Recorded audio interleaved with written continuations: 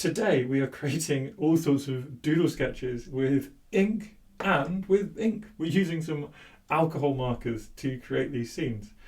These are some things you might have seen me use in Inktober, but Sanjoki, a company who do relatively budget art markers, have sent me these to try out.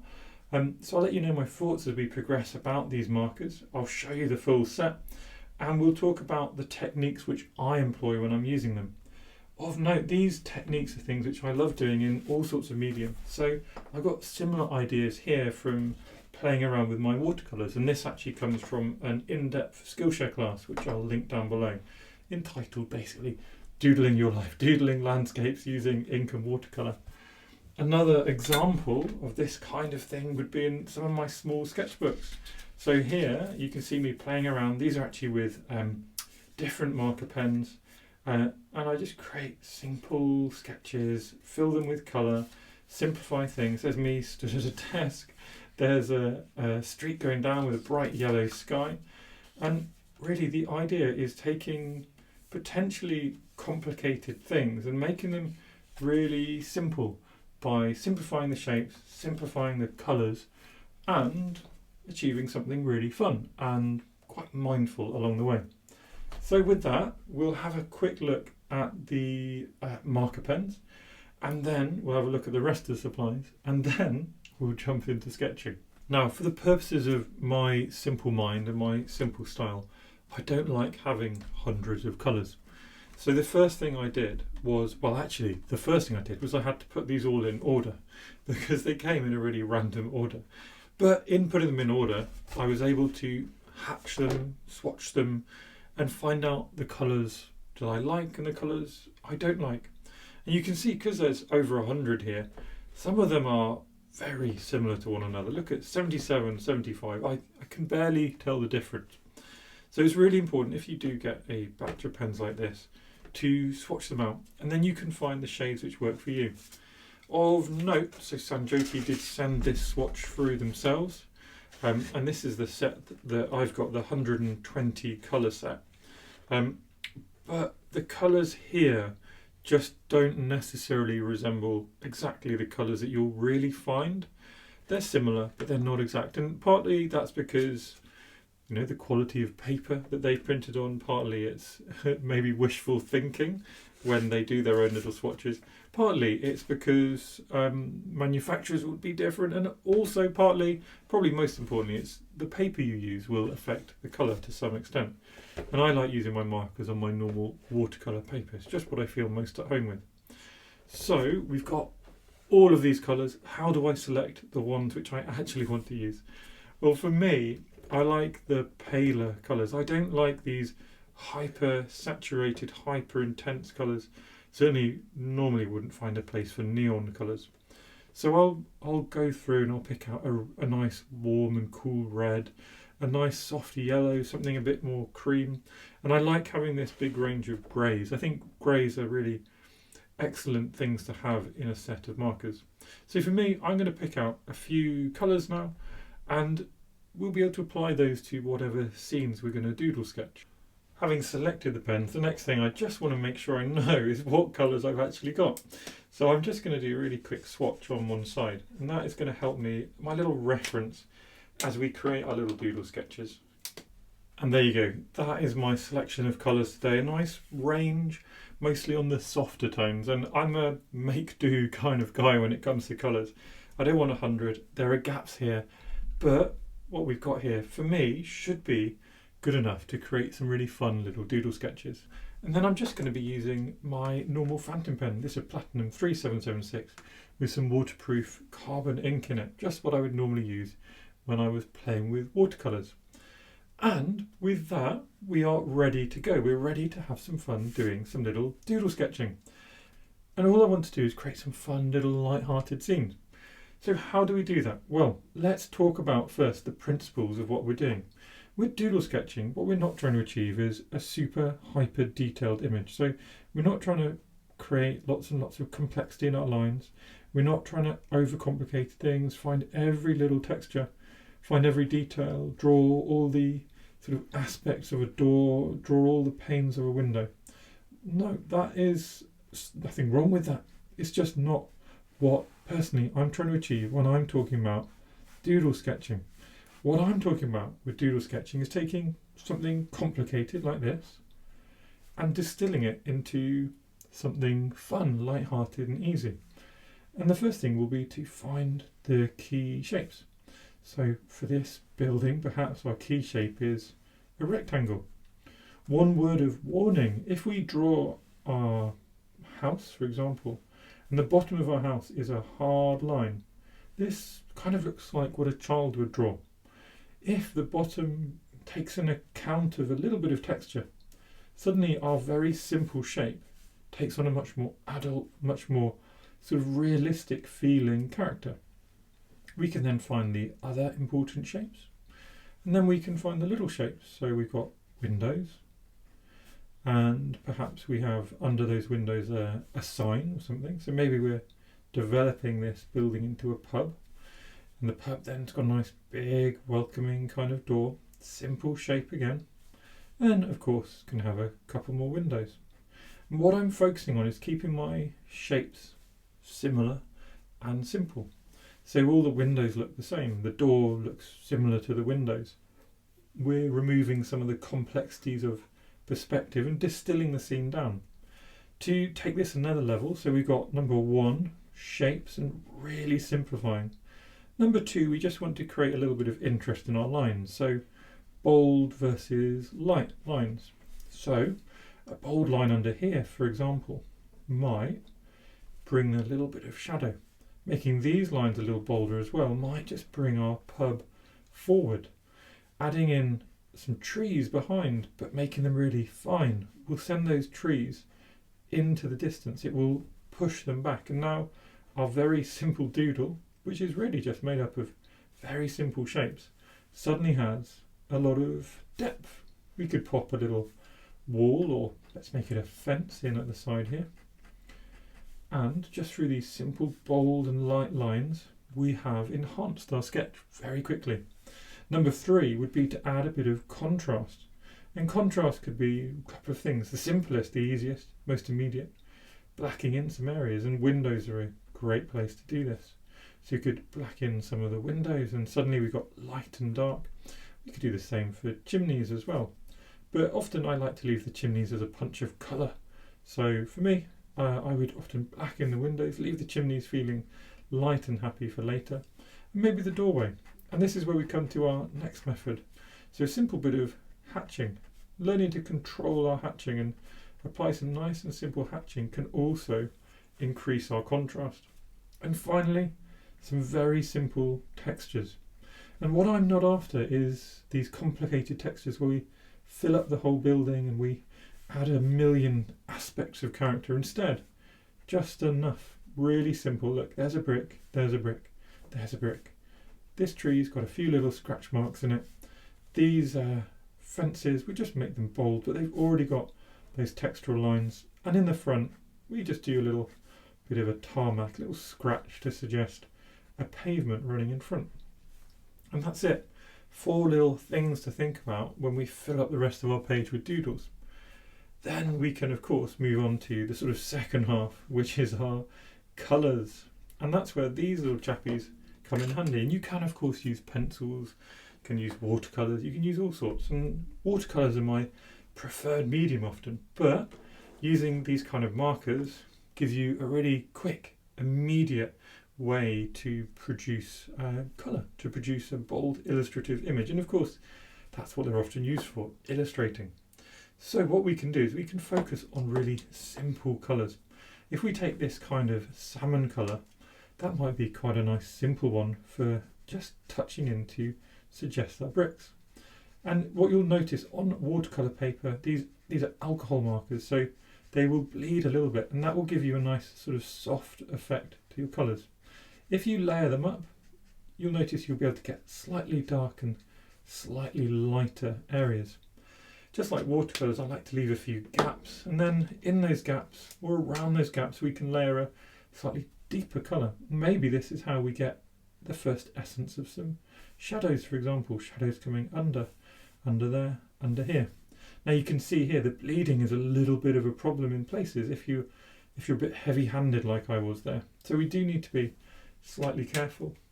We can probably now just come back with our chisel nib and just apply some little patches just of another layer and just lift that variation in our colour. What we don't want to do is overdo it and overcomplicate something which could be so lovely and simple. So I'll leave it there. Then just thinking again, nice and simple, not getting the exact colour but getting a feel for the image. So I'm going to block in that roof, and then to make it a bit more varied, a bit more interesting, I'm going to come in with some grey. So my sort of principle of this sketch is to try and vary my colours a little bit. That grey is not working perfectly, but you can see as it bleeds and softens, it's trying to gradually work with that blue. And actually I can come in with a deeper grey, recognising that first grey probably wasn't bold enough. And now we've got that varied, like a varied wash, like I do in watercolours, but you've got this varied roof on top. With our other colours, we don't have to fill the scene. So we could take this soft sort of turquoise green, and that would be enough just to touch into a couple of the trees, just a little bit, and leave it sort of painterly, leave it with those brush marks. We don't need to do a sky, but we can. So maybe the sky, if we want, can just be a few little marks sort of pushing out, sort of just expanding out from the top. So these are all the kind of principles to be thinking about: minimising the colour, not overdoing things, just having a bit of fun, and working gradually in layers as well. So you're sort of gradually layering up a little bit with your ink markers. The last thing I would suggest with the colours is finding those punches, those happy sort of punches of colour. So maybe those red chimneys can come through anyway. Maybe even little touches of red to suggest some brighter bricks on our thing on our wall, and maybe a red door, because why not? And this is how our doodle comes together, just little ideas developing step by step. Now I mentioned I like having lots of greys, and that's because with these greys we can basically layer on top again and start just, if you want, increasing the complexity of what's going on with a little bit of extra tone, just adding something extra and just finding those key shadows a little bit more. Coming in first with my warm grey, so this is warm grey 2, and then second being quite delicate with my warm grey 6, which is much darker, and I can just create this kind of layered up shadow, even add a bit more contrast into our windows. And just like that, we've got rather a fun little scene sort of developing in front of us, just a simple doodle sketch of a house. Well, we don't want to overcomplicate it, overdo it, make it something it isn't. So I'm going to stop that one there, and now we can just do a few more doodles, have some fun, and see what else we can create. So next, let's take a little scene from maybe a little hill with some sheep on or something like that. Doodling is about, for me, enhancing my visual memory. So what I'm trying to do is practice creating scenes. So I'm just going to go, how can I make some simple trees? So I can just, instead of doing even individual trees, I can find the overall shape of those trees. And there we go, got an overall shape of trees. And to create the rest of the tree, we just bring those lines down. So we get the little stalks, little trunks of our selection of trees. Just like here, if we do a bold line, it's going to look a bit childish. So instead, let's get the suggestion of texture, a little mound of grass, just sort of flowing up and around these trees. And then it can come down, and maybe it comes down to a little sort of edge there. Maybe that's a, I don't know, beach or some water. We'll work it out as we go along. And we said we'd do some sheep. So sheep can be really simple. They can be a little circle for a head, maybe give them some little horns, and then they're just a big cloud, aren't they? And that cloud can have a bit of texture and some little pokey legs, little legs just poking out. And we can then just add in a couple of sheep. We can change them position around. So now this one's sort of facing us, so his legs just need to orientate towards us. Maybe we can even have one who's just looking away. We just see the edge of his head, and there's his big sort of fluffy body. Got both his legs in just about. So we've done one, we've done shape. So now let's think about bold lines and light lines. So the bold lines on the trees here can just suggest the shadow, the direction of light that's coming around.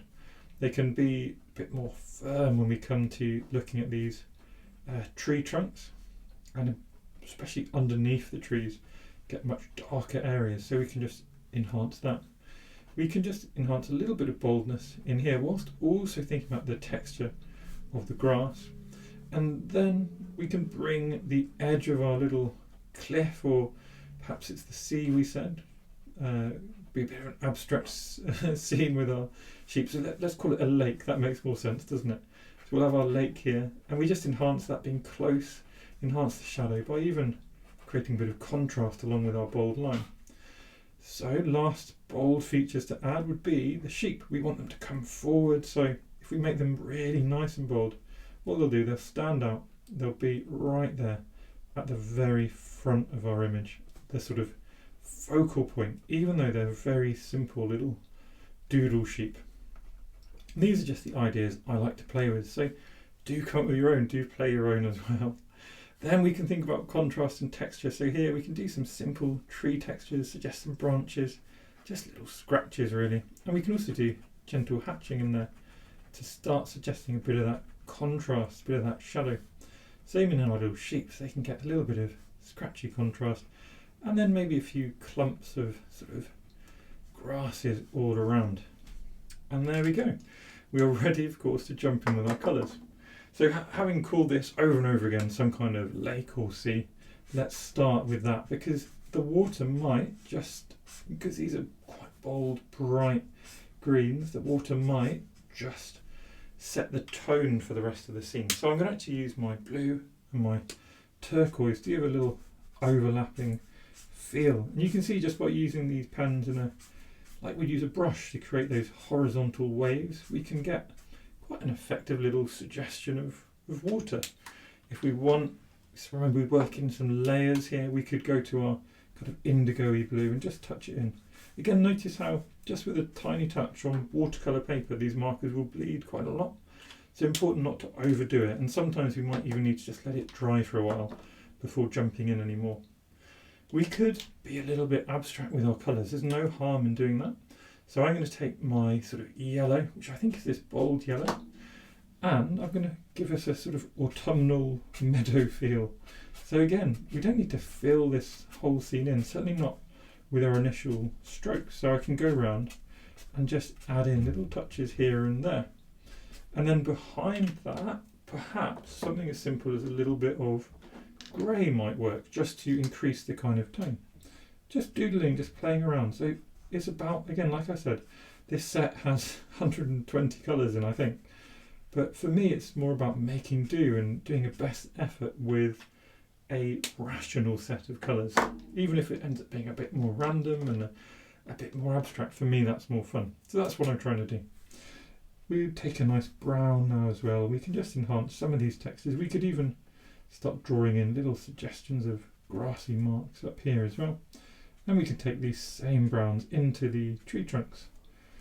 And since it's autumnal, we can actually just keep this colour scheme going.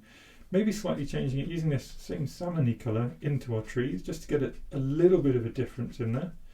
But jumping straight back into our nice bright yellow to give that really bold autumnal feel, especially at the top of these trees where the light is. And then jumping in, let's use this sort of more murky brown, and we can get that in the sort of lower half of the trees. And this way we're building up that shadow, building up that shape. We're making this whole scene feel like one connected, hopefully you'll agree, one sort of connected scene, even though it's such a simple doodle. A bit more of this yellow. I think we can be braver with it, moving it around these sheep a little bit, so we can even start reflecting some of that into the sea there. And the bit we haven't done, of course, yet, the bit we haven't yet to touch on, are the sheep and the shadows. So we'll start with our light grey, and this is where layering is really helpful. So we'll just take our light grey and we'll give that shadow a sensible direction. We can add a bit of shadow into these trees as well, and we can give a little shadow underneath the sheep. All these shadows going off in the same direction, and of course there'd be some shadow under here, wouldn't there? So we can start unifying the light throughout the scene. Over here, I'll then take my darker grey and be much more gentle with it, really just enhancing the very edges of the shadows, the very edges of the water here, and maybe just underneath our little sheeps. And maybe actually there's always something else to touch, but just like watercolours and just like normal ink, you can't take away things that you've done with these pens, so it's important to stop before you've done too much. What I might do, just to bring out these lines a tiny bit more, like I often do with watercolours, is just add another bold layer. Again, with these alcohol markers, you can notice that your ink will bleed a lot. So it's important to just take it gently and see what's happened before jumping straight in, doing too much with your ink. You might be inadvertently spreading the ink all over your page, which you don't really want when you've built up quite a fun little scene like this. And there we go, tiny bit more here, just get those legs coming forward. And I think we've got another fun little doodle done. So the last thing I want to do is something a bit different. We've got a kind of semi-rural pub, we've got a very rural scene here. Let's build up an imaginary street. An imaginary street in a more of a city. So we've got tall buildings. We're still thinking in shape, so we've still got basically a square. It's just a square in perspective, so the side slope. And then we can build that forward, and you can start to imagine this set of squares are a series of higgledy-piggledy sort of high street shops or something like that. On top, no reason we can't add other shapes. So let's add a little triangle on there. That just gives you a different roof coming off to the edge. Maybe here we can have a little sort of semicircle roof. And here nothing, but maybe a chimney just coming off the top, and a chimney up here as well. I'm being quite loose with my shapes because when we come back and we add the bold lines, we'll be able to reimagine them. On this side here, we'll just match that first line so that we have the height of the street right. And this can come way more at us, way more in perspective. Again, match this edge here. And now what we've got is another set of buildings, but they're much more in perspective, much more sharply angled. So little shapes now. So I'm just going to do little windows. Remember the perspective, so they're all going to be flowing along the same line. And as they go further back, they'll be smaller and they'll be closer together. Coming along here, we know our horizon line will be about here. And that, if we just add in some people, that will be where our people's heads are, somewhere about here, all along a straight line. So above that will be the sort of shop fronts, which will be angling down very slightly. And above that, we'll have another set of windows, really simply scratched in. And then we can sort of add a bit more detail going into these shops as well. You can even add a pavement or a curb, sidewalk, same here, and a few more people just going about their daily business along our busy street. You can have someone crossing the road if we want, or we could add something like a traffic light, which could just be coming up like so. Simple shapes, all just building up from our visual memory and keeping it simple and understandable. At the end of the street, let's have a house not in perspective, so it's facing us, little chimney on top. So we've done this, we've done shapes. So now let's do bold versus light lines, and that's where we can solidify the lines which we've invented, which are working. So here's our sort of set of stacked up buildings on the left, which I think are working quite well. Doesn't matter if the lines aren't perfect, just trying to get the idea there. And now we've got these nice simple shapes. On the right, one thing we can do is we can invent some darkness, so we can get some contrast here. And you'll notice with a little bit of hatching, actually the need for detail disappears. If I try and draw windows, it's kind of gone. So I can do some shop fronts, I can do some simple suggestions of doorways, but I don't need much. We can also bring this shadow across the street a little bit, really simple, gentle bit of hatching, and just add a bold line to this curve to give it a more sort of 3D feel. Same here, this can have a gentle bit of hatching in the distance, but it's distant, so we want to keep it light and simple. Any other textures? Well, we could do some bricks if we wanted, little bricks just going back. We've got some little roof textures already, so let's add them a bit more. We could even do a little bit of hatching up here to suggest this is a slightly different material to the rest. Contrast, a little bit of reflection going on inside these windows, these shops. We could even add little mannequins into a couple of the windows if we want. Just funny little details like that often make a sketch so much more interesting, even when it's such a simple doodle like this. There's the rest of our little simple man in the foreground made a bit bolder. And I think we've done everything in our little list, so we can move on. Now, for these sketches, what we've done is we've done the colours and then the shadow, but it's also perfectly valid to go the other way around, both with watercolours and with these kinds of pens. So, what I'm going to do this time is I'll do my light shadow, and I'm going to bring that over everywhere I've got hatching. Back here. And what we'll see here is that our scene sort of starts to actually take shape before the colours. We don't want to overdo this, because if we have grey everywhere, our colours are all going to be more muted. They're going to be toned down. Tone being when you add grey or black to a colour. But that doesn't mean we can't do it subtly to start with. So we get the layers of our shadows. We get some deep shadows in a few places. We could even add little shadows to our man, little shadows to our roofs, to our little traffic light here as well. Extra bit of shadow to show where the curve is. And now we can jump in with some fun colours. So let's actually make our mission in this doodle to use colours we haven't used and that feel quite brave. So I've got this quite hot pink. Doesn't fulfil my normal sort of characteristics, my normal being those muted colours. But look, we can just bring it in. We can sketch gently around things, keeping those windows light for now. We can then use perhaps, what else haven't we used? Actually, we've done a good job. We've used almost everything. I might just use some of this green for another building. We haven't used it a huge amount, we have used it a bit.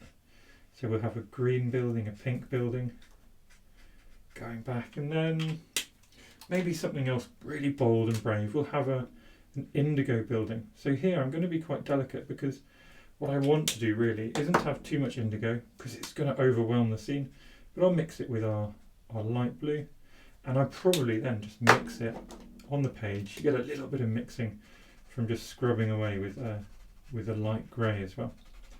So now we've got some really fun, funky, powerful colours going on. I'm trying to keep my colours in order so that I don't get too confused trying to pick them up. And what else can we add?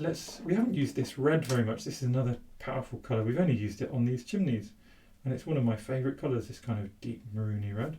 So we'll have a redness coming down here, and this is where you can see, because of that grey, the red's actually relatively subtle. You're going to have the red coming through here, and of course we can have red on that traffic light. And then how can we sort of finish off our scene? Do we need any more? Well, no, we don't. But what we could do is we could just add a little bit more fun to the road. We can use this sort of salmon-y colour to bring out our people. Little punches of colour, little simple additions to our scene. In the interest of being bright and happy, we'll do some yellow in the distance. And then let's create a nice blue sky. We left this one sort of empty, so why not this one? Do a similar idea. We can create a nice scratchy sort of painterly blue sky to just fill that gap, spill down. Having done that, instead of having black windows, so before we contrasted the windows, now we can have these windows reflecting some of that sky. And that again is another way just to connect the image up. Little bits of blue reflecting down, connecting everything together. Just like here, because there's quite a lot going on, I think I'm going to do a bit of extra ink, a little bit of extra fun, and so I'll go around, collect some of my windows. That will add a bit of contrast, but it will also enhance that feeling of the blue shining through, because it just simplifies, it makes the shapes more obvious. We can do the same in here. We can do the same for our traffic light, just restructure, reinvigorate some of the shapes. Same over here, and then in the distance, just a tiny bit of extra mark. We don't want this to come forward too far, just a tiny bit felt like the right thing to do. And there we go. 3 fun little scenes, lots of little techniques that you can play with if you want to play with alcohol markers or other similar marker pens, or if you want to put these same skills into use with watercolours. And I hope you've enjoyed that. Do let me know in the comments what you think. Let me know if you use media like this. There's links to these in the description as well, along with a few other ideas you might want to try out. So thank you everyone for watching my little sketching videos. If you enjoy my content, please do subscribe to my channel because it makes me really, really happy. Thanks again.